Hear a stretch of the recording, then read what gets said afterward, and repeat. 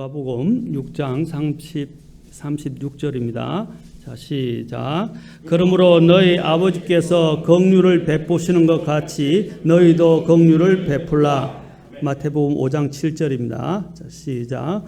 긍휼을 베푸는 자들은 복이 있나니 그들이 긍휼을 얻을 것이기 때문이라. 기도하겠습니다. 하나님, 이 시간 말씀을 높이시고 또한 모든 영광을 받아주십시오. 말씀을 대언하는 저는 부족한 자입니다. 하나님, 이 말씀을 하나님의 권능을 힘입어 은혜를 힘입어 담대하게 선포할 수 있게 하시고 오직 주님만이 이 시간 중심이 되시고 모든 영광을 받아 주시옵소서. 이 모든 것을 주께 의탁하오며 우리 주 예수님의 존귀하신 존함을 받들어 기도합나이다. 아멘. 앉으시겠습니다. 오늘은 제가 이제 아버지께서 긍휼을 베푸시는 것 같이 너희도 긍휼을 베풀라라는 제목으로 말씀을 선포하겠습니다. 자, 오늘은 아마 2시간을 이 시간을 하게 될 것인데 오늘은 누가복음 6장 36절을 중심으로 말씀을 드리고 또 우리가 한 시간은 더 마태복음 5장 7절을 중심으로 살펴보도록 하겠습니다. 자, 이 누가복음 6장 36절의 배경을 알 필요가 있습니다. 자, 하나님께서 이거 유대인들에게 이제 이스라엘 백성들에게 말씀하시면서 이제 황금률에 대해서 말씀하십니다. 황금률이라는 것은 예수님께서 산상에서 이제 제자들과 사람들에게 이제 하나님의 왕국에서 어떻게 행해야 하며 또 어떤 삶을 살게 되는지에 대해서 주신 지침서가 바로 이 황금률이라는 산상수훈에 있습니다. 그 중에서 왜 이 말이 나왔느냐? 아버지께서 긍휼을 베푸시는 것 같이 너희도 긍휼을 베풀라라고 말했습니다. 이제 그 배경이 누가복음 6장 27절부터 38절에 쭉 연이어 나옵니다. 오늘은 이것을 다루지 않고 다음 시간에 우리가 특별히 다루겠습니다. 오늘은 제가 그러므로 너희 아버지께서 긍휼을 베푸시는 것 같이라고 말씀하고 있죠. 그러면 하나님께서 우리에게 베푸신 긍휼이 무엇인지에 대해서 지난 시간에는 저희들이 그 긍휼의 정의와 긍휼이 성경에서 어떻게 이야기되고 있는지 또 구약을 통해서 히브리서를 통해서 우리가 살펴봤습니다. 좀 더 우리는 더 구체적으로 긍휼이 풍성하신 하나님에 대해서 하나님의 성품에 대해서 또 하나님의 그 풍성하신 긍휼에 대해서 우리가 더 깊이 있게 좀 살펴보고자 합니다. 긍휼이 전에 말씀드린 가장 먼저 시작된 것이 소돔과 고모라에 있었던 롯에게 베푸신 하나님의 긍휼이었다고 말씀을 드렸습니다.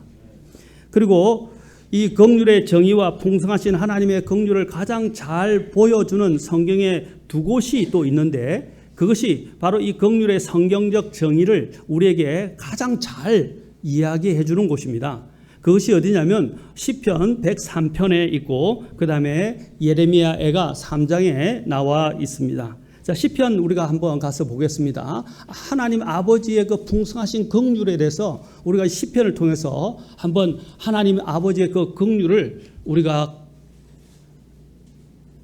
좀 느끼고 또 깊이 있게 생각해보고 또 그 긍휼을 힘입어서 하나님 앞에 나아갈 수 있는 시간이 되면 좋겠습니다. 시편 103편 1절부터 이제 17절에 이르기까지 자, 쭉 한번 이 시편 103편은 아주 이 긍휼과 관련해서 중요한 장이기 때문에 우리가 한번 쭉 살펴보면 좋겠습니다. 이제 다윗이 하나님을 찬송하라고 자기 혼에 대해서 말합니다. 103장 1절에 오 내 혼아 주를 찬송하라. 내 속에 있는 모든 것들아 그분의 거룩한 이름을 찬송하라. 오 내 혼아 주를 찬송하며 그분의 모든 은택을 잊지 말라. 자, 이제 이렇게 말하면서 하나님을 찬송해야 될 이유를 이야기하는데 무엇을 찬송하느냐? 바로 모든 그 찬송의 중심 주제가 하나님의 긍휼입니다. 그 긍휼을 지금 여기서 103편 3절부터 사실 묘사를 하는 것입니다. 잘 보십시오. 그분께서 너의 모든 불법을 용서하신다. 긍휼에는 용서가 들어있죠. 또 내 모든 질병을 고치시며 내 생명을 멸망에서 구속하시고 또 구원과 관련되어 있죠. 구속. 인자하심 친절한 긍휼로 내게 고난을 씌우시며 좋은 것들로 내 입을 만족하게 하사 내 젊음을 독수리의 젊음같이 새롭게 하시는도다. 주께서 학대받는 모든 자를 위하여 의와 심판을 집행하시는도다. 자, 넘어가서 8절. 주께서는 긍휼이 많으시고 은혜로우시며. 여러분, 긍휼이 몇 번 나오는가 한번 여기서 여러분이 한번 체크를 해보시기 바랍니다. 4절에 나왔죠? 8절에 주께서는 긍휼이 많으시고 은혜로우시며 분노하기를 더디하시며 긍휼이 풍성하시니. 또 긍휼 두 번 나오죠, 한 구절에. 그분은 항상, 자, 이것입니다. 항상 징계하지 아니하시며 자신의 분노를 영원히 품지 아니하시로다. 전에 제가 말씀드렸죠. 죄의 싹은 뭐라고 그랬습니까? 성경은 사망이다. 죄를 짓는 혼은 에스겔서에서 죽으리라 라고 말씀하셨어요. 우리가 지었던 죄들에 따라서 우리가 하나님께서 우리를 대우하시면 어떻게 됩니까? 다루시면 우리는 아마 지금 여기 이 자리에 없을 거예요. 이 자리에 있을 수가 없어요. 죄에 따라서 다뤘다면 우리는 전에도 말씀드린 수천 번, 수만 번, 수십만 번 우리는 죽었어야 했습니다. 그러나 하나님께서 어떻게 하세요? 항상 징계하지 아니하신다. 자신의 분노를 영원히 품지 아니하시로다. 10절 그분께서, 자 보십시오. 여기 나오죠. 우리들의 죄들에 따라 우리를 다루지 아니하시고 우리의 불법들에 따라 우리에게 갚지 아니하셨으니. 이게 바로 긍휼이에요. 긍휼. 여러분, 여기 아마 부모인 분들은 알 것입니다. 부모로서 자녀들을 때로는 징계하고 어떤 때는 매를 들어야 할 때가 있죠. 인간은 인간적인 감정에 의해서 아버지와 어머니가 자기의 이 화난 것과 자기의 분풀이와 자기의 감정을 해소하려고 아이들을 때리기도 합니다. 그러나 그것은 잘못된 징계죠. 그렇죠. 잘못된 매질입니다. 그러나 우리가 정말 아버지로서 어머니로서 아이들을 징계할 때, 진짜 징계할 때, 사랑으로 징계할 때, 여러분들이 징계할 때 100%의 분노나 그 진노를 퍼붓습니까? 아닙니다. 매를 들지만 그 안에는 긍휼이 있어요. 그 안에는 아이를 정말 그 죄에 따라서는 정말 분명하게 다스려야 되는데 호되게 하면서도 그 안에는 긍휼이 들어있단 말입니다. 마찬가지입니다. 하나님께서 우리를 지금 다루실 때도 하나님께서 100% 진노를 퍼붓지 않으세요. 항상 그 안에는 긍휼을 가지고 계세요. 그리고 또한 이제 이 긍휼이 없어지는 때가 언제냐면 이제 환란 시대에 들어가게 되면, 대환란 시대에, 우리가 휴거하고 난 다음에 대환란 시대에 들어가게 되면 그때는 주님께서 긍휼이 없어요. 긍휼이 더 이상 없습니다. 이 불신의 세상에 하나님께서는 아주 엄청난 재난과 재앙으로 그들을 심판하시게 될 것입니다. 자, 오늘날에는 주님께서 이것이 얼마나 우리에게 감사한 일인지 모릅니다. 103편 10절 그분께서 우리의 죄들에 따라 우리를 다루지 아니하시고 우리의 불법들에 따라 우리에게 갚지 아니하셨으니 하늘이 땅에서 높음같이 그분을 두려워하는 자들 향한 그분의 긍휼이 크시도다. 동이 서에서 먼 것 같이 그분께서 우리의 범법들을 우리에게 멀리 옮기셨으며, 이것도 긍휼에 속하는 거예요. 아버지가 자기 자식들을 불쌍히 여기는 같이, 여기 나오죠? 자기 자식들을 불쌍히 여기는 같이 주께서 자신을 두려워하는 자들을 불쌍히 여기시나니 그분께서는 우리의 구조를 아시고 우리가 뭔지임을 기억하시는도다. 사람으로 말하는데, 자, 사람의 존재가 어떤 존재인지 여기서 말합니다. 그의 날들은 풀과 같으며 그가 번영하는 것은 들의 꽃과 같도다. 바람이 그것의 위를 지나가면 그것은 없어지나니. 그냥 바람이 후 불면 그 꽃잎이 팍 날아가고 그 꽃잎이 사라지고 그 꽃이 시들게 되는 것처럼 마찬가지로 우리 인생이 이와 같다는 것입니다. 인생은 정말 연약하고 수증기 같고 한계를 가지고 있다는 것입니다. 바로 이와 같은 인생에 대해서 자, 계속 말합니다. 그것이 있던 자리도 다시는 그것을 알지 못하려니와. 자, 103편 17절 같이 읽겠습니다. 시작. 주의 긍휼은 그분을 두려워하는 자들에게 영원부터 영원까지 임하며 그분의 의는 자손의 자손에게 미치나니. 보십시오. 여기서 하나님의 긍휼에 대해서 계속 말하고 있습니다. 하나님의 긍휼이 얼마나 큰지. 여기서 하나님의 긍휼에 대해서 풍성하다, 항상 징계하지 아니하신다, 우리에게 우리의 죄들에 따라 다루지 않고 불법에 따라 갚지 아니하신다, 또 주님의 긍휼은 하늘이 땅보다 높은 같이 긍휼이 크시다. 또 더 나아가서 뭐라고 그랬습니까? 불쌍히 여기신다. 우리의 이러한 구조를 아신다. 또 우리의 이런 한계성을 주님께서는 잘 알고 계신다. 그리고 주님의 이 긍휼은 그럼에도 불구하고 어떻게 했어요? 영원부터 영원까지 임한다라고 말하고 있습니다. 우리가 지금 여기서 살아서 숨쉬고 있는 모든 것, 이 모든 것들은 하나님의 긍휼로 인함인 것입니다. 아까도 말씀드렸죠. 하나님이 죄에 따라서 우리를 다루셨다면 우리는 이 자리에 있을 수 없다는 것입니다. 어느 누구도 존재할 수가 없습니다. 그러나 하나님은 오래 참으시고 기다리고 계신다는 것입니다. 그리고 또 용서하시고 기다리시는, 그러나 하나님의 긍휼에도 데드라인이 있다는 거예요. 데드라인이 있다는 것입니다. 그러나 하나님은 정말 오래 참으시는 분이십니다. 그리고 쉽게 분노하지 아니하시는 분입니다. 또한 하나님의 이러한 긍휼을 잘 보여주는 성경이 예레미야 에가에 있습니다. 예레미야 에가 3장으로 가서 우리 같이 보도록 하겠습니다. 예레미야 이 에가는요, 에가의 배경을 제가 말씀 잠깐 드리겠습니다. 예레미야가 예루살렘과 유대인들에 대해 자기가 대언을 해서 하나님의 명을 받아서 하나님의 계시를 받아서 대언을 했습니다. 그런 자신이 대언했던 그 하나님의 예언했던 하나님의 그 심판이 바로 이 이스라엘 백성 유대인들에게 그대로 성취되는 것을 직접 목격을 하게 됐어요. 비참하게 됐어요. 제가 조금 이따가 간단하게 설명하겠지만, 그래서 그 비참한 그들의 모습을 보면서 너무나 마음이 참담하고 애가 타는 그 심정을 가지고 토로하는 탄식과 애곡의 시가 바로 이 예레미야 에가입니다. 여러분도 마찬가지로 우리나라가 지금 멸망하고 있다고 생각해 보십시오. 우리나라가 완전히 이제 멸망을 향해서 가고 있고 지금 위태로운 상황이죠. 사실은 기도해야 됩니다.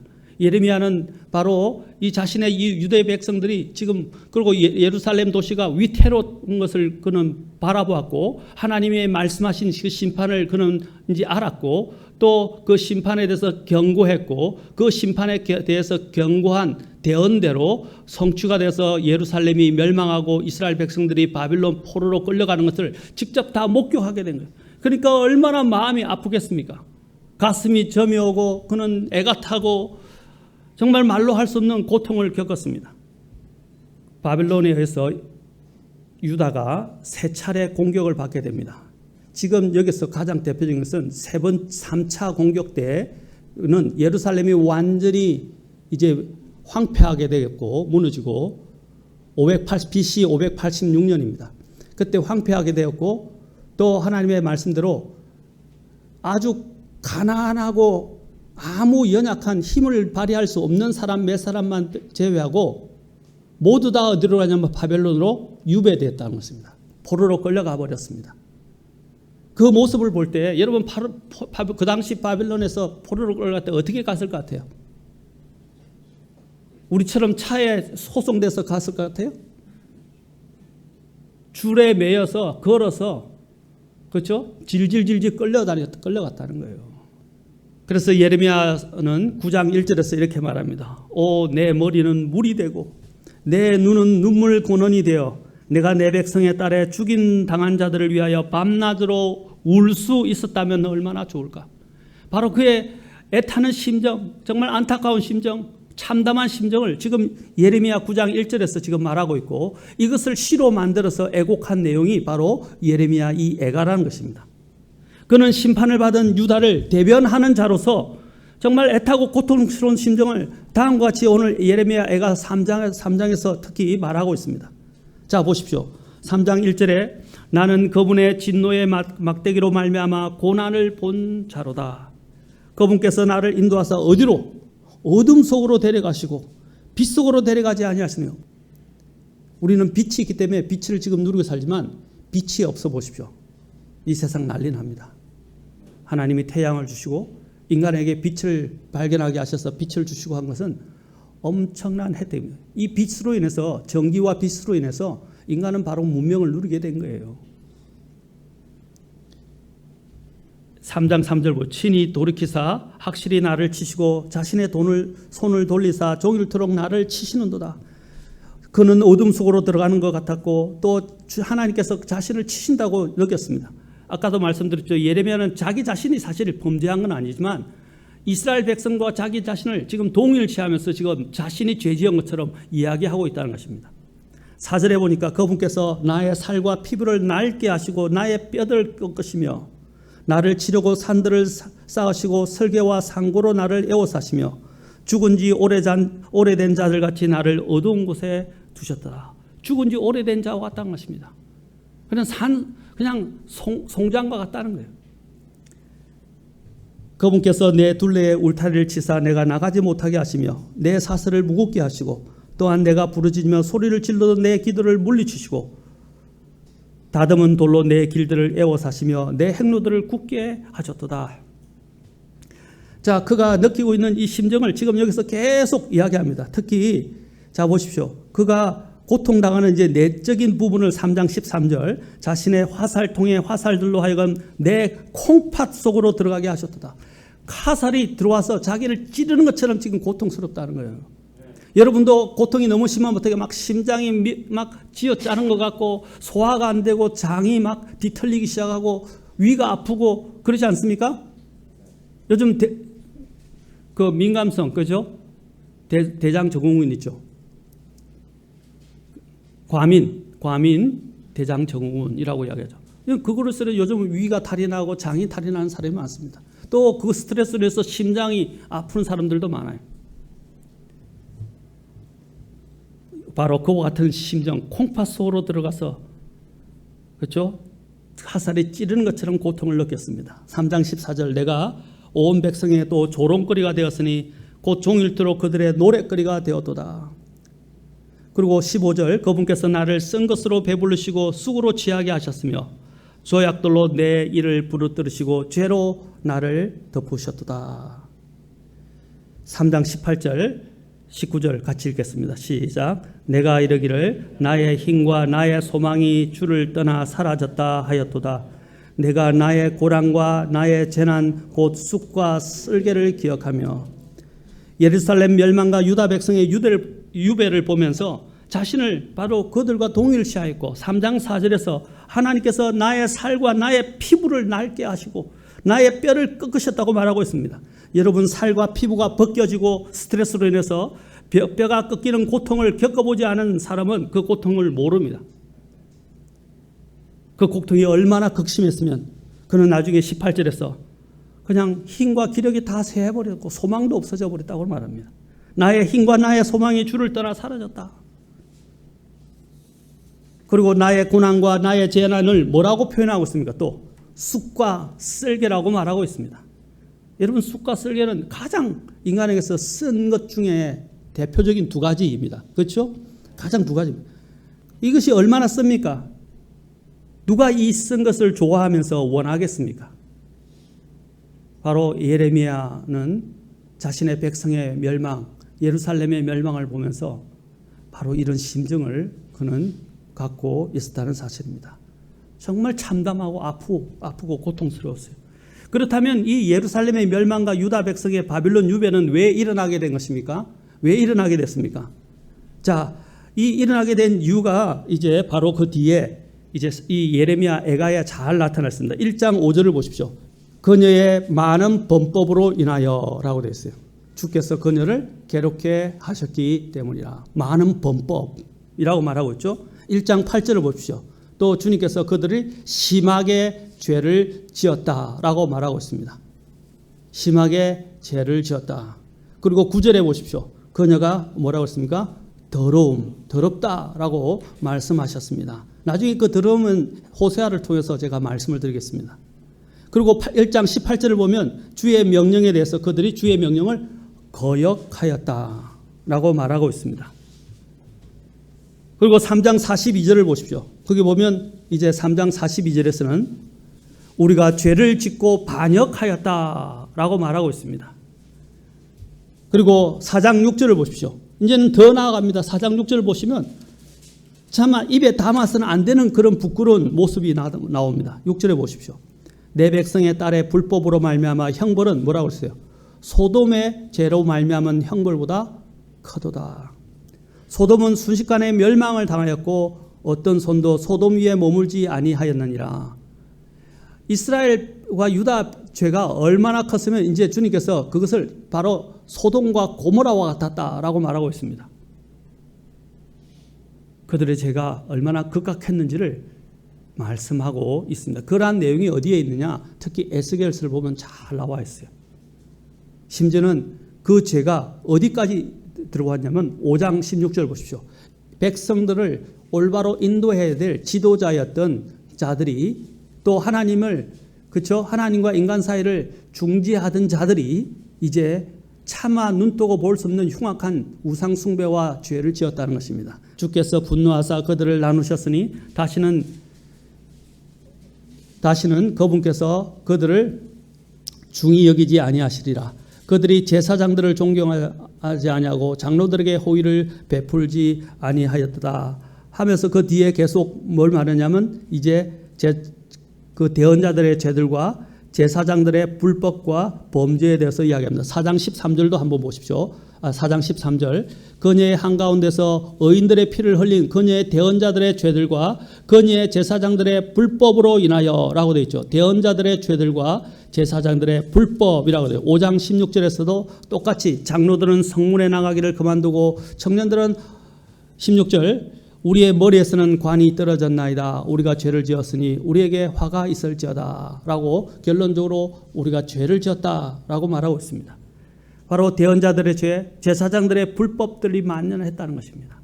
백성들의 눈을 뜨게 하고 백성들을 영적으로 인도해야 될 그 영적 인도자들이 타락하고 부패했다는 것입니다.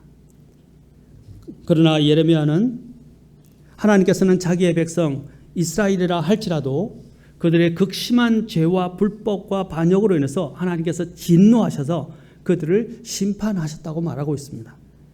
그러나 예레미야는 그들의 죄로 인한 하나님의 무서운 심판에 대해서 탄식하고 애곡하는 가운데서도 한편으로는 하나님의 그 풍성하신 긍휼로 인해서 그들을 용서하시고 구원하실 것을 그는 바라봤고 확신했다는 사실입니다. 그것이 예레미야 애가 3장에 아까 읽었던 내용에 나오는 것입니다. 자, 3장 19절부터 보십시오. 하나님께서는 이 예레미야 애가를 통해서 바로 결론적으로 말하는 것은 이스라엘의 구원뿐 아니라 또 이것을 통해서 사람의 구원이 오직 하나님의 풍성하신 긍휼로 말미암아 온다는 사실을 지금 말해주고 있는 것입니다. 3장 19절을 보십시오. 자, 아까 3장 19절 자신의 상태를 이야기했죠. 자신의 고난과 재난을 쑥과 썰개를 기억한다 그랬습니다. 그런데 20절 보십시오. 내 혼이 여전히 그것들을 기억함으로 내 속에서 겸손하게 되었다. 그는 이제 마음이 낮아졌어요. 겸손하다는 것은 하나님의 은혜를 이제 맛보게 되는 단계입니다. 자, 21절. 내가 이것들을 내 마음에서 생각함으로 내게 뭐라고 했어요? 아까 소망이 없다고 그랬죠? 18절에서. 맞습니까? 소망이 없어졌다고 그랬어요. 그런데 뭐라고 그랬어요? 이것을 내 마음에서 생각함으로 내게 소망이 생겼다고 그랬어요. 그 소망이 무엇 때문입니까? 하나님의 긍휼을 생각하니까. 아까 제가 말했죠. 부모가 자식을 때릴 때도 긍휼을 갖고 있잖아요. 그런데 부모님이 자신을 징계할 때 징계 받는 건 힘들죠. 아프죠. 싫죠. 우리 아이들 어릴 때 제가 징계를 했을 때 저는 매를 들면 호되게 때립니다. 요즘 매에 대해서 그래서 우리 아이도 조금 트라우마가 있긴 한데 제가 왜냐하면 매를 들면 확실하게 되니까 그래서 저는 때릴 때 딱 정해진 수가 있는데 한 대만 감해 주시면 안 될까요? 두 대만 감해 주시면 안 될까요? 막 그렇게 애걸 합니다. 그럼 안 돼. 약속한 대로 이제 매를 듭니다. 그럼 매를 들어서 이제 아이를 징계할 때 어떻게 합니까? 제가 있는 그 분노대로 진노대로 그 아이에 대해서 징계해야 될 것들로 그대로 때리지 않습니다. 항상 거기서 가다가도 100%가 아니라 70%나 50%로 줄어들어요. 근데 또 때릴 때 마음이 미어집니다. 마음이 미어져요. 부모가 자식을 사랑하기 때문에 자식을 징계할 때 마음이 미어집니다. 지금 하나님의 마음이 그거예요. 그러한 하나님의 마음을 이제 아이가 알게 되면 어떻게 해요? 엄마 아빠가 나를 정말 사랑하셔서 따르는구나 하고 받아들이게 되면 어떻게 해요? 그 매를 달게 받는다는 것입니다. 그러면서 마음에 소망이 있다는 것입니다. 그런데 그걸 달게 못 받으면 엄마 아빠는 나를 싫어해, 나를 저주해, 나를 미워해, 나를 사랑하지 않는 것 같아, 이렇게 이야기할 것입니다. 그러나 이제 자기를 바로잡기 위한 그 부모의 사랑을 알고 그것을 받게 받으면 어떻게 해요? 마음속에 소망이 있게 되고 감사가 있는 거예요. 그것처럼 여기서 이야기합니다. 이것을 내 마음에서 생각함으로 내게 소망이 있도다. 예레미야가 3장 22절 보십시오. 주의 긍휼로, 여기도 말하죠. 긍휼로 말미암아 우리가, 아까 죄에 따라서 우리를 대우했다면 우리는 소멸됐다고 그런 거죠. 그러나 뭐라고 그랬어요? 주의 긍휼로만 우리가 소멸되지 아니하였다. 그분의 불쌍히 여기심은 뭐라고 했어요? 끝이 없다. 이렇게 아까 영원하다라고 아까 우리가 시편 103편에서 봤죠. 영원하다 그랬어요. 그리고 3장 23절 보시죠. 또 이렇게 말합니다. 그것은 아침마다 새롭다 그랬어요. 매일 하나님이 긍휼을 우리에게 베풀어 주는 거예요. 그러니까 아침마다 우리는 그 긍휼을 가지고 살아가는 거예요. 그리고 또한 그 긍휼은 어떻게 해요? 변함이 없다는 거예요. 그것이 바로 여기 나옵니다. 주의 신실하심은 크시니다. 신실하심은 뭡니까? 변함이 없다는 거예요. 하나님이 우리에게 베푸시는 그 긍휼, 이스라엘에게 베푸시는 긍휼뿐 아니라 우리에게 베푸시는 긍휼은 변함이 없다는 거예요. 항상 우리를 아끼신다는 거예요. 우리에 대한 하나님의 그 사랑의 마음을 품고 계신다는 거예요. 그리고 긍휼로 우리를 대하신다는 거예요. 그래서 3장 24절에 내 혼이 이르기를 주는 나의 몫이오니 그러므로 내가 그분께 소망을 두리로다. 소망을 갖게 됐습니다. 주께서는 또 자신을 기다리는 자들과 자신을 찾는 혼에게 선하시도다. 사람이 주의 구원을 바라고 잠잠히 기다림이 좋도다. 그래서 결론적으로 예레미야가 3장 40절 41절 우리 같이 읽겠습니다. 이제 이 예레미야는 이 소망을 발견하고 난 다음에 이제 이 이스라엘 백성들에게 나라고 아까 일치시켰는데 이제는 우리라고 말하면서 이제 이스라엘 백성들에게 이렇게 호소합니다. 뭐라고 말합니까? 3장 40절. 그 긍휼을 힘입어서 그는 이제 소망이 생기게 됐고 그 소망을 가지고 이스라엘 백성들에게 이렇게 말한다는 거예요. 3장 40절 41절 같이 읽겠습니다. 시작. 우리가 우리의 길들을 살피고 시험하여 주께로 다시 돌아가자. 우리가 우리의 마음과 손을 다 같이 하늘들에 계신 하나님께 들어 올리자. 하나님께로 돌아가자. 그 긍휼을 생각하니까 하나님께 돌아갈 수 있는 거예요. 여러분, 탕자가 우리 누가복음 15장에 나오는 탕자를 잘 알고 계시죠? 이 탕자가 아버지의 재산을 미리 받아서 그 돈을 가지고 저 먼 나라로 가서 그 재산을 다 탕진해 버렸어요. 그래서 돼지가 먹는 그 열매들을 그가 그 돼지 우리에서 돼지를 치면서 돼지가 먹는 배가 고파서 돼지가 먹는 열매를 막 먹었어요. 배가 고프고 초라하고 비참하고 얼마나 힘들게 이제 할 말이 없는 거예요. 자신이 재산을 달라고 해가지고 미리 받아가지고 그 재산을 다 탕진해 버렸으니까 그것이 죄인의 모습이에요. 죄는 낭비하는 거예요. 그 낭비하는 가운데서 이제 그는 굶주리게 되었고 비참한 상태에 이르게 됐을 때 그가 뭘 생각했습니까? 우리 아버지 집에는 먹을 것이 많고 또 아버지는 나를 받아주실 것이다 라는 그 사랑을 생각한 거예요. 내가 아버지의 자녀라고 불릴 자격은 없어요. 지금 자격은 없고 왜냐 아버지에게 재산까지 받아와서 다 탕진해 버렸으니까 이제 그런 말합니다. 나는 아버지의 자녀라고 불릴 자격이 없지만 이제 아버지에게 가서 아버지 집에는 좋은 것이 많으니까 이제 아버지 집으로 그래도 가서 아버지께 부탁을 드릴 것이고 그러면 그 아버지가 나를 자녀로는 여겨주지 않을지라도 왜냐하면 그 죄책감이 눌러서 나는 이제 더 이상 자녀가 아니야 라고 생각하게 만들었다는 거죠. 나를 품꾼의 하나로 삼아주실 거야. 그래서 내 배는 골게 안 하실 거야 라는 심정으로 그는 이렇게 말합니다. 내가 일어나서 가리라 라고 말하고 있어요. 일어나서 가리라. 그래서 자신은 아버지 앞에서 용서받지 못할 죄인으로서 이제 막 갔는데 아버지가 저 멀리서 보시고 단숨에 그를 알아보고 멀리서 그냥 거짓골이 된 그 아들을 알아보시고 달려와서 그를 품에 안으시고 그를 씻어주시고 그에게 새 옷을 입혀주시고 그를 위해서 잔치를 베푸시고 그에게 그 반지를 신발을 신겨주셨다는 거예요. 이게 뭔지 아십니까? 그때 아들이 뭘 생각한 것입니까? 아버지 긍휼이에요. 아버지의 긍휼을 알았기 때문에 그는 일어나서 돌아가자 하고 용기를 내었던 거예요. 사랑하는 성도 여러분, 하나님이 우리를 징계하실 때도 우리의 죄에 따라 대우하지 않고 다루지 아니하십니다. 우리가 그 긍휼을 알면 비참하고 죄에 짓눌려 있고 내가 어떻게 해야 할지 모르지만 그 긍휼을 힘입어서 하나님께 돌아가겠다고, 하나님 잘못됐습니다, 회개합니다, 하나님께 돌아갑니다 하면 하나님은 받아주십니다.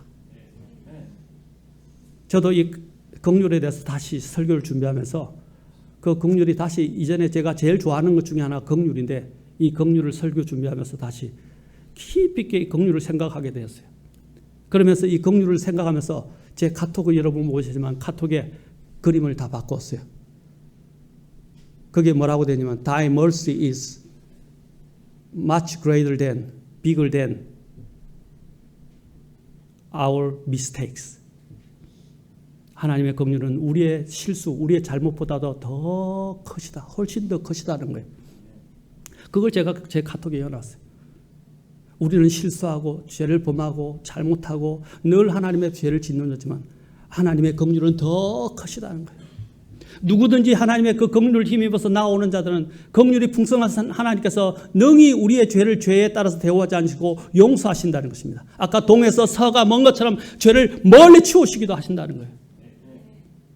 우리는 그 하나님의 긍휼을 안다면 하나님 앞에 나아가지 않을 수 없는 것입니다. 우리가 이 죄책감이 우리 안에 들어오기 시작하면 인간은 참 잃어버릴 힘을 잃어버리고 소망을 잃어버려요. 그리고 심지어는 인간은 그래도 양심이 있는 인간이라면 그 죄를 지으면 어떻게 해요? 다른 사람한테 죄를 지으면, 잘못을 범하면 어떻게 하죠? 우리는 미안하고 고개를 못 들죠? 맞습니까? 이 성도들 가운데 재밌는 이야기를, 성도들 가운데도요, 제대로 못 살고 죄 가운데 살다가 이 교회에 오는 사람들 보면 얼굴이 항상 고개를 제대로 잘 못 들어요. 그리고 사람들과 교제를 잘 못해요. 왜? 죄책감이 눌리니까. 잘못 살고 있으니까. 그렇잖아요? 그런데 그래도 나가면 하나님이 나를 받아주실 것이라고 생각하면 어떻게 해요? 그나마 소망이 있고 용기를 내어서 가게 된다는 것입니다. 그게 얼마나 감사한 일인지 몰라요. 우리는 하나님의 긍휼을 힘입어서 나아갈 수 있다. 그것이 바로 전에 우리가 봤던 히브리서 4장에서 말하는 거예요. 우리에게는 한 대제사장이 계신다 그랬어요. 그 대제사장이 누구예요? 예수님이에요. 우리의 연약함의 감정을 다 잘 아시고 만지실 수 있는 분이시고, 우리가 그분의 긍휼을 힘입어서 언제나 도우시는, 그렇죠? 도우시는 그 은혜의 왕자로 우리는 담대히 나아갈 수 있다라고 말하는 것입니다. 아멘. 이게 얼마나 큰 특권인지 몰라요. 아들과 아버지가 관계가 없었더라면 아들이 잘못했지만 그는 감히 아버지께 갈 수가 없었을 거예요. 그러나 여전히 아버지라는 관계를 생각하게 됐고, 그는 자식이라고 아들이라고 불릴 자격이 없었지만 그래도 아버지의 그 선하심을, 사랑을, 긍휼을 생각했기 때문에 그는 용기를 내어 일어나서 아버지께로 돌아갈 수 있게 됐다는 것입니다. 오늘 여기서 예레미야도 마찬가지. 뭐라고 말합니까? 일어나. 그렇죠? 하나님께로 돌아가자. 하나님께로 돌아가자. 사랑하는 성도 여러분, 오늘 여러분들이 하나님께 나는 나아갈 수 있는 자격도 없고, 나는 죄도 많이 지었고, 고개를 들 수도 없고, 정말 민망하고, 내가 이런 사람이 내가 정말 구원받은 사람인지 막 죄책감이 밀려오고 고개를 못 들 정도가 됐을 때 무엇을 생각하셔야 됩니까? 내가 회개하고 주님 앞에 나아가기만 하면 주님께서 나를 긍휼로 품어주시고 용서해 주실 분이다. 그것을 우리는 힘입어서 소망을 갖고 하나님 앞에 나아갈 수 있는 것입니다. 그리고 예레미야 5장 21절에서 말합니다. 오 주여 우리를 주께로 돌이키소서. 그리하시면 우리가 돌아가리니 우리의 날들을 옛날같이 다시 새롭게 하옵소서. 아멘. 곧 하나님의 이 풍성하신 이 긍휼을 이 예레미야가 힘입어서 자신들의 길들을 살피고 시험하여 주께로 다시 돌아가자고 이스라엘 백성들에게 제안한 것입니다. 곧 회개하고 하나님께 돌아가자는 것이었습니다. 이것이 바로 이 예레미야 애가의 바로 중요한 가장 대주제인 것입니다.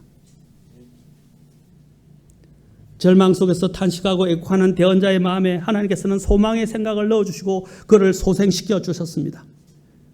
그래서 아까도 이야기했지만 내가 이것을 내 마음에서 생각함으로 내게 소망이 있도다 하면 소망이 생기는 거예요. 그 소망은 무엇이었습니까? 바로 주 하나님의 긍휼의 풍성하심이었습니다. 그리고 신실하심이었습니다. 절망의 탄식과 고통 속에서 생명의 소망이 피어오르기 시작했던 것입니다. 하나님께서는 예레미야에게 이 세상의 모든 것이 다 변한다 해도 결코 불변하고 영속하는 진리가 무엇인지 보여주셨는데 그것은 바로 다름 아닌 하나님의 긍휼과 하나님의 신실하신 성품이었던 것입니다.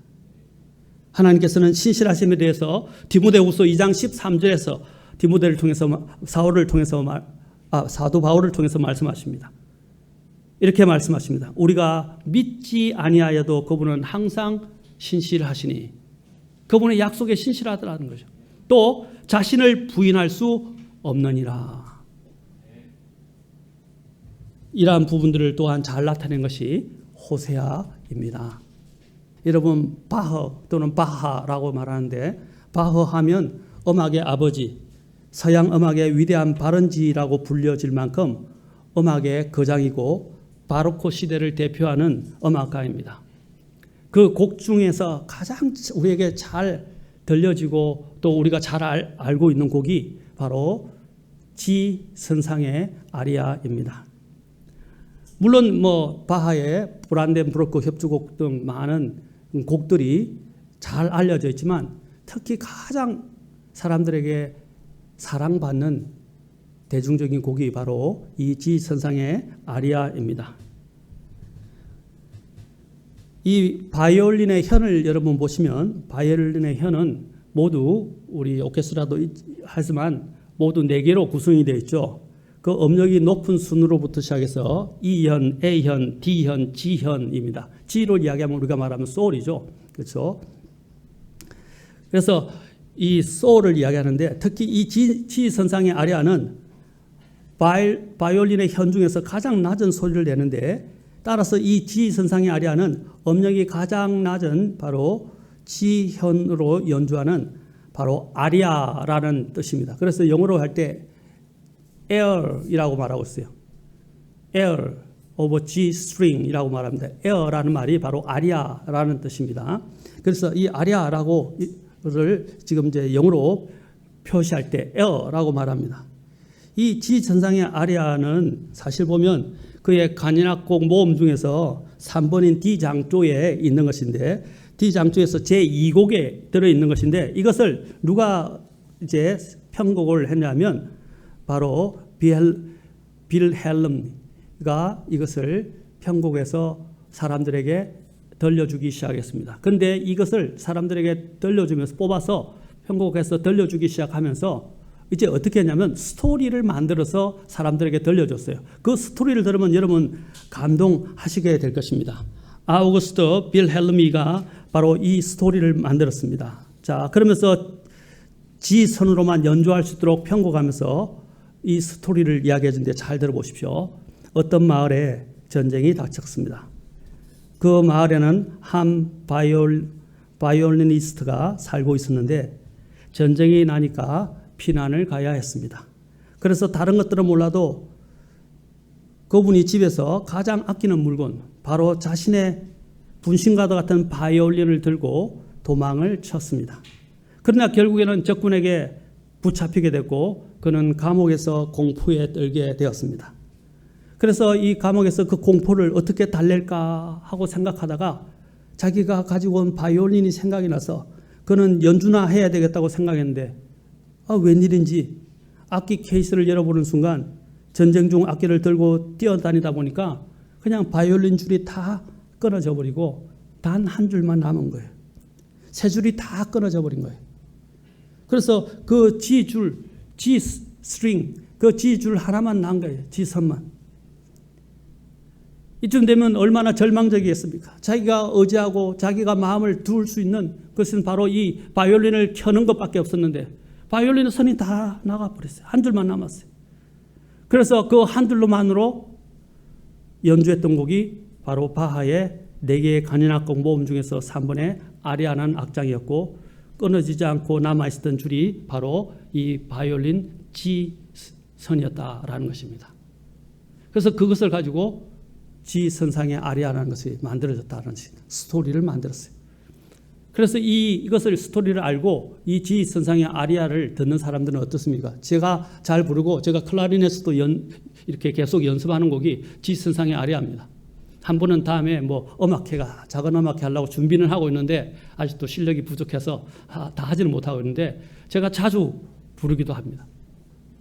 그런데 이 곡을 들으면 정말 마음이 다 스며 들어오는 것을 느낄 수 있습니다. 그리고 그 가운데서 뭐가 합니까? 이가 G선으로 그가 소망을 연주했던 것입니다.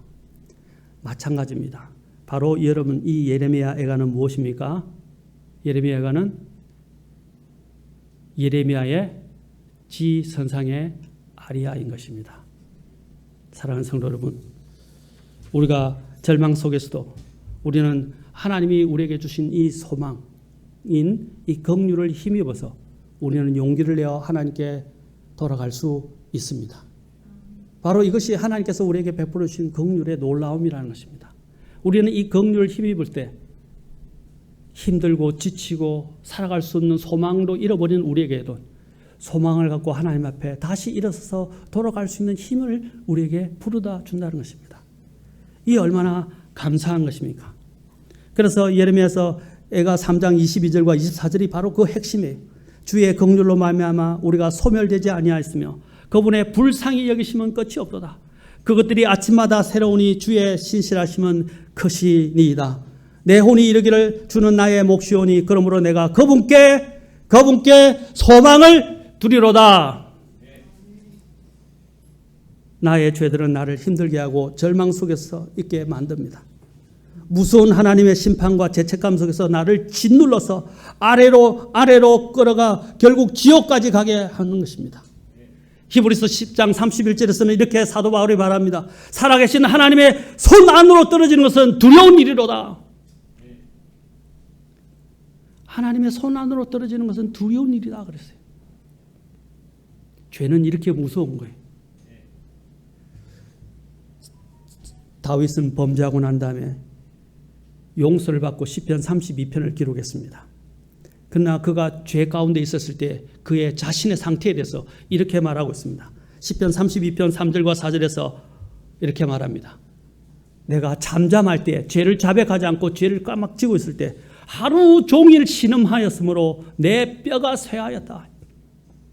밤낮으로 주의 손이, 그러니까 죄책감이죠. 양심을 하나님께서 통해서 누르시는 거죠. 주의 손이 나를 무겁게 누름으로 심지어는 내 진액, 여러분 안에 몸의 진액이 말하는 거는요 진짜 고통스러운 거예요. 다른 어떤 것보다도. 이 가슴이 쥐어 짜는 것처럼 느끼는 고통이 바로 그와 같은 거예요. 그래서 내 진액이 여름 가뭄으로 변하였나이다 라고 말했어요. 여름 가뭄처럼 안에 있는 골수 안에 있는 다 전부 다 그렇죠? 간에 진액들이 다 흐르는데 그것들이 다 그냥 말라진 것 같다는 거죠. 여러분 우리 갱년기 겪죠? 갱년기는 아이고 아파라 아이고 이제 아직은 없어 걸어가지도 못해요. 그 뭐 때문에 그럽니까? 따라가지고요 진액도 말라버린 거예요. 맞습니까? 윤활유육하는 그 진액이 다 말라버린 거예요.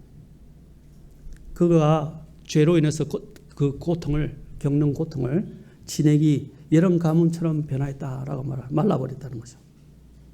내가 내 주께 내 죄를 시인하고 내 불법을 숨기지 아니하며 또 이러기를 내 범법들을 주께 자백하리라 하였더니 뭐라고 그러냐면 주께서 내 죄의 불법들을 용서하셨도다. 32편 5절에서 말하고 있습니다. 그러면서 그가 이러한 것들을 말하면서 경험을 총체적으로 딱 결론적으로 이야기하는 게 뭐냐면 시편 32편 1절에 딱 이렇게 이야기합니다. 자, 잘 들으십시오. 자기 범법을 용서받고 자기 죄가 가려진 자는 복이 있도다. 얼마나 감사한 일입니까? 우리의 죄가 예수님 그리스도로 말미암아 우리의 죄가 용서받았고 또 우리는 주님의 긍휼을 힘입어서 우리가 죄 가운데 살더라도 주님 앞에 회개하는 마음으로 주님께 돌아가면 그분의 긍휼은 더 풍성하셨듯이 우리의 죄를 제거하시고 우리의 죄를 동에서 서가 먹은 것처럼 주님께서 다 깨끗이 치우신다는 것입니다. 그래서 지난 구약에서 이야기했잖아요. 하나님의 긍휼의 자리에 예수님의 그 피가 어떻게 한다고 그랬어요? 하나님의 율법이 우리를 정죄하지 못하도록 그렇죠? 위에 덮어버린다 그랬죠. 그러나 구약은 거기서 그치지만 그냥 덮는 데서 그치지만 우리가 믿는 예수 그리스도가 주시는 그 긍휼은 어떤 것입니까? 우리의 죄를 완전히 제거해 버리신다는 것입니다. 기억하지 않는다는 거예요. 얼마나 감사한지 모릅니다. 여러분, 우리는 이 긍휼을 힘입어서 하나님 앞에 나아갈 수 있습니다. 예수님께서 이 땅에 오신 이유가 무엇입니까? 예수님께서 이 땅에 오신 이유가 무엇입니까? 이제 마지막으로 9장 13절 마태복음 9장 13절 읽고 이제 우리 정리하겠습니다. 마태복음 9장 13절입니다. 오직 너희는 가서 내가 긍휼을 원하고 희생물을 원치 아니하노라 하신 말씀이 무슨 뜻인지 배우라. 나는 의로운 자를 부르러 오지 아니하고 죄인들을 불러 회개하게 하려 오려고 왔노라. 아멘. 회개는 뭡니까? 회개를 통해서 구원이 이루어지니까. 주님이 원한 게 뭐라고요? 희생물이 아니라 회개, 그 긍휼을 원한다고 하셨어요. 주님이 우리에게 긍휼을 베푸시려고 오신 거예요. 그래서 아까 히브리서 4장에서 말씀했죠. 우리에게 한 대제사장이 계시니 하나님과 사람 사이에 그 대제사장이신 바로 예수님께서 뭘 위해서 오셨다는 것이에요? 우리에게 긍휼을 주시려고. 우리는 그 긍휼을 힘입어서 하나님의 은혜의 왕자로 담대히 나아갈 수 있게 된 것입니다. 사랑하는 성도 여러분, 얼마나 감사합니까? 그래서 이제 이 유다서에서는 여러분 성경의 긍휼이라는 단어가 제일 마지막에 나오는 곳이 어디냐면 요한계시록의 바로 앞에 있는 유다서예요. 유다서예요. 그 유다서가 있는데 요한계시록은 뭡니까? 마지막 때에 대한 거죠. 그렇죠. 심판에 대한 거죠. 이제 특히 이제 대환란에 대해서 이야기하는 것입니다. 그 심판 바로 앞에 유다서에서 두 번이나 언급을 해요. 처음에 유다서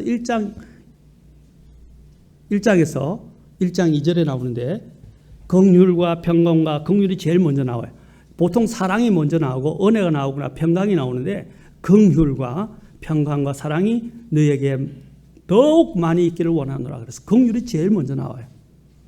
그리고 유다가 또 마지막 부분을 이제 마무리하면서 유다서가 단 한 장으로 이루어졌지만 마지막에 마무리하면서 유다서 1장 23절에서 뭐라고 자 21절에서 뭐라고 이야기하냐면 자 여기 이렇게 말합니다. 자 하나님의 사랑 안에서 자 사랑이 나오죠. 너희 자신을 지키며 영원한 생명에 이르도록 우리 주 예수 그리스도의 긍휼을 기다리라 하고 끝마칩니다. 우리 주 예수 그리스도의 긍휼을 기다리라. 이것이 마지막으로 언급되어진 긍휼입니다. 성경에서. 처음에 언급된 것은 어디라고 그랬죠? 소돔과 고모라에 있었던 롯에게 베푸신 긍휼. 근데 마지막에서는 뭐라 했어요? 이제 예수 그리스도의 긍휼을 기다리라. 사랑하는 성도 여러분, 지금이 예수 그리스도로 나아갈 수 있습니다. 우리는 그 긍휼을 힘입어서 어떠한 죄도 하나님은 용서하십니다. 어떠한 죄인도 받아주십니다. 어떠한 죄인의 죄도 주님께서는 긍휼로 덮으셔서 그 죄를 다 제거하시고 용서해 주실 수 있습니다. 그리고 또한 그분의 긍휼을 입어서 구원받은 백성들도 육신을 입고 있기 때문에 지금은 죄를 지을 수밖에 없어요. 그러나 그 어떠한 사람도 주님 앞에 그 긍휼을 힘입어서 주님 앞에 나아갈 수 있습니다. 죄책감에 시달리지 마시고 그 모든 죄를 능히 용서하시고 우리를 죄에서 자유롭게 하시는 주님께로 가시는 저와 여러분이 될 수 있기를 바랍니다. 오늘도 죄 가운데서 신음하고 고통당하는 분이 있다면 하나님의 심판을 향해서 가지 마시고 빨리 돌이켜서 하나님의 긍휼을 힘입어서 하나님께로 나아가십시오. 그것이 바로 예레미야가 이야기한 것입니다. 하나님께로 돌아가자. 기도하시겠습니다.